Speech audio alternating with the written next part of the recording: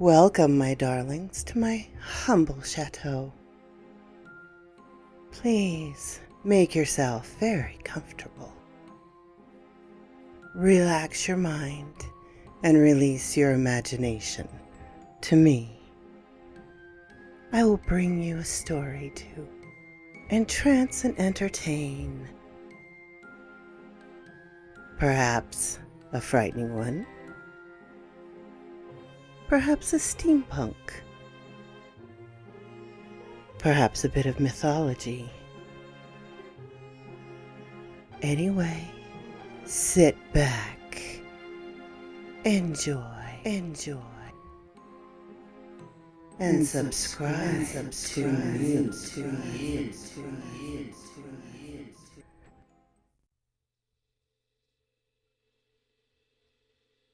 I caught the wrong train, and it will not stop. By First Breath 1. The date is January 3rd, 2018. It is 9:45 a.m. I don't have a lot of time. I doubt this will ever get out. I've posted in a few places on loop just to be safe. There was a sharp sucking sensation in my stomach this morning, almost like I knew something was coming, almost like the feeling of déjà vu mixed in with the splattering of butterflies, all coagulated in the pit of my gut. I ignored it all. The alarm blasted at 9 minutes to 5, one final time by my bedside. I slammed the buzzer just to shut it up. I shucked on some khakis in the dark and grabbed a wrinkled polo from the floor. My wife was still asleep.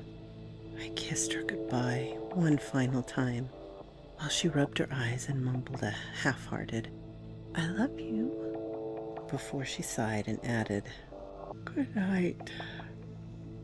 I laughed loudly and told her I loved her too. Our big German shepherd, Lola, started to stir. I had to be quick so as not to wake her up. And so, quietly, I slipped out the door without another word. I locked every lock. We had an incident years before that did not need repeating. My ride to the train station takes 20 minutes. I have timed it out over the years. 10 minutes on Apple Farm Road, 10 minutes by the Parkway entrance, perfect 20 in total. The aluminum coffin arrives at 5:25. I was late. There was no real reason for apprehension. Late arrivals had happened before. I knew there'd be another train in an hour. I could always sleep it off in my car. The North Jersey coastline is the only train that stops at our small town station. It's impossible to miss. On the drive down, it started to snow in my neck of New Jersey.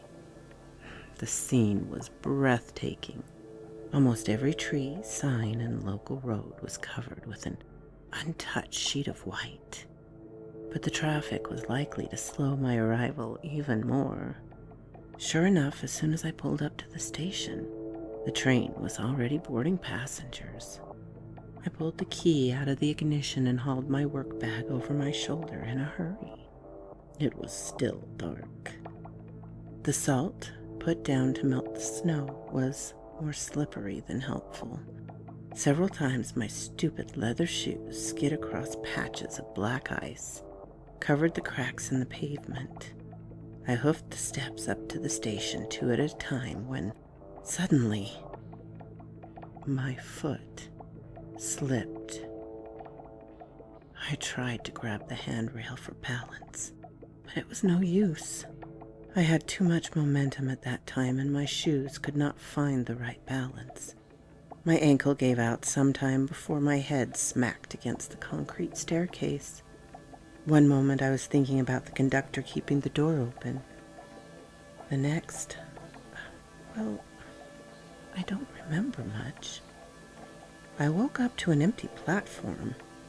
It took a moment, but eventually I got to my feet and wiped the snow off my face. Everything was exactly the same, minus the waiting train. I reasoned that I must have knocked myself out. Nobody was there to call an ambulance. My ankle was a bit sore, and sure, my head throbbed a bit, but nothing was bruised. Nothing was broken, other than my phone and a bit of pride. I sat down on the bench and glanced down the tunnel hopefully, as if on command. A whistle blared somewhere in the distance. I thought it was my lucky day. Eagerly I waited behind the yellow line as another silver-clad New Jersey Transit shimmied into view. The doors opened. No one got out. I didn't care. I hopped into the nearest carriage and grabbed a seat. The doors closed a moment later. When we left the station, I pulled out my laptop. It still works. Soon after, a stirring behind me indicated that a ticket collector could be on the lookout. I'd forgotten to put my ticket in the holder. I was distracted. I turned to face him and tried to grab my wallet at the same time. When I finally looked up, I nearly dropped everything. The man standing by my side was wearing a long black overcoat that cut off just below his knees. Underneath, he had ornately patterned pants that met a pristine purple tuxedo jacket. His face topped it all off. He had a long, elongated walrus mustache and mutton chops. So I didn't think I was being rude when I asked, is it Halloween? And yet the man looked as if I'd shot him in the heart. "Excuse me, sir?" he asked, while pointing aggressively to the New Jersey Transit name tag pinned to his overcoat. "Ticket." I nodded and grabbed my ticket off the floor. After I placed it in the holder, he mumbled a and wrote something down in his little notebook. Then he walked off to the next carriage, cane and all. That was enough for me to start this story. But soon after he left, I started to notice something changing. The passenger window. The sky started to brighten. At first I chalked that up to the rising sun, but this brightness was all-encompassing. I couldn't see anything. Every window in the train had the shutters down just to keep it out. My carriage door opened again. The young woman who stepped out was young and beautiful. She had blonde hair, primmed up neat in a little bun underneath her pink beret. She looked like a lady off to pursue the big city, sometime around 1960.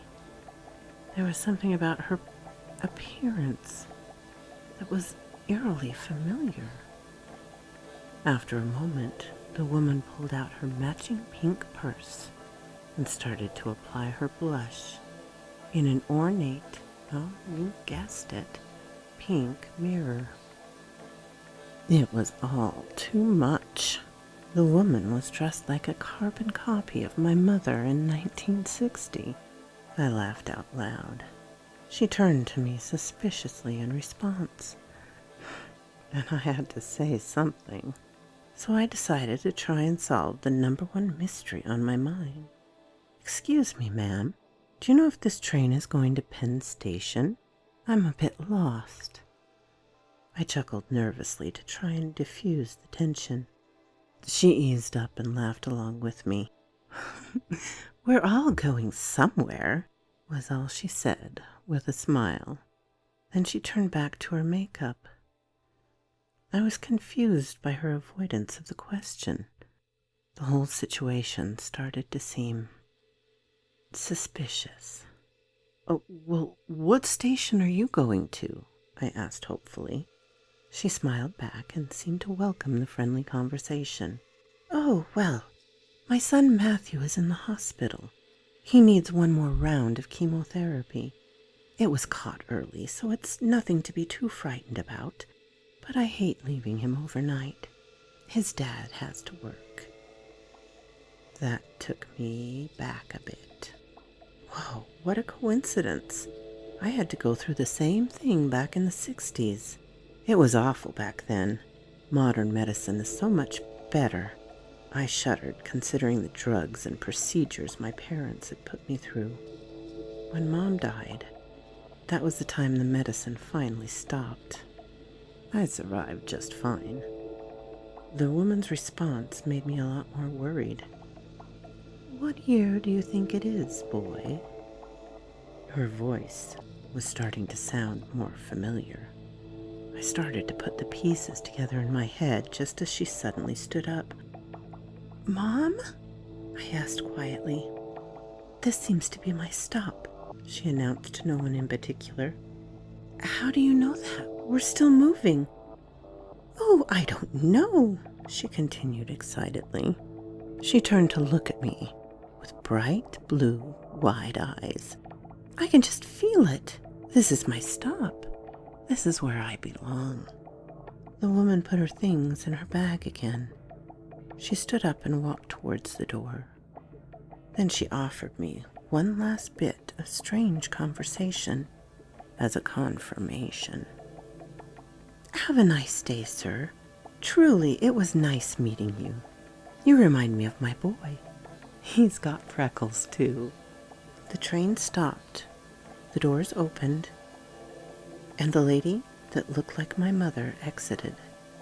The blinding light behind her was enough to make me shield my eyes. Then, just as suddenly as we stopped, we started again.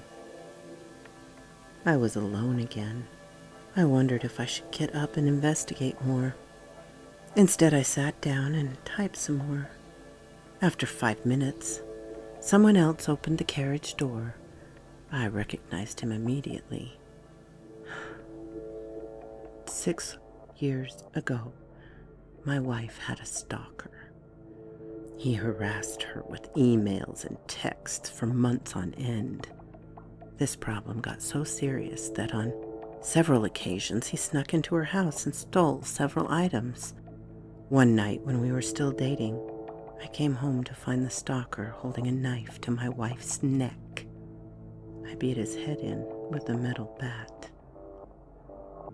And now, there he was, sitting across the aisle from me, wearing a denim jacket and some freaking khakis, fresh, free, and no older than 23. The same way he would be if he never met me. "Excuse me?" I asked nervously. He pulled the headphones from his ears and turned to me in surprise. "What the hell are you doing here?" He smiled nervously. It was a look of someone who was embarrassed that they were dumb enough to talk to a stranger. "I'm sorry, sir. Everybody's got to be somewhere. Right, killer?" He grinned awkwardly. The light from the carriage seemed to get darker as he spoke. It was no longer blinding. I turned away from him to get a better look, but when I did, the train stopped again. The man that I murdered, once upon a time, paid me no more mind as he got up and exited the train in a hurry. It was silent again. I returned to the window and pulled back the shade. It was definitely dark. In fact, it was so dark it was hard to see anything at all. There was a fire somewhere in the distance. As the train chortled along, the flames started to come into better view, and I could see some people were standing beside it. The date is January 3rd, 2018. It's 9:45 a.m. There are shapes outside my window that are bigger than any man or beast I've ever seen. The train is not stopped. We should have hit Penn Station by now. No one has entered my carriage for an hour. I don't feel like it's my time to leave. The flames in the distance are not so far away anymore. There are more fires. It's almost as if I can feel them licking underneath my feet. More people are gathered around them in the distance. They look angry. What's worse is there's another noise. Underneath the hum of the engine, I can hear a chorus of constant screaming.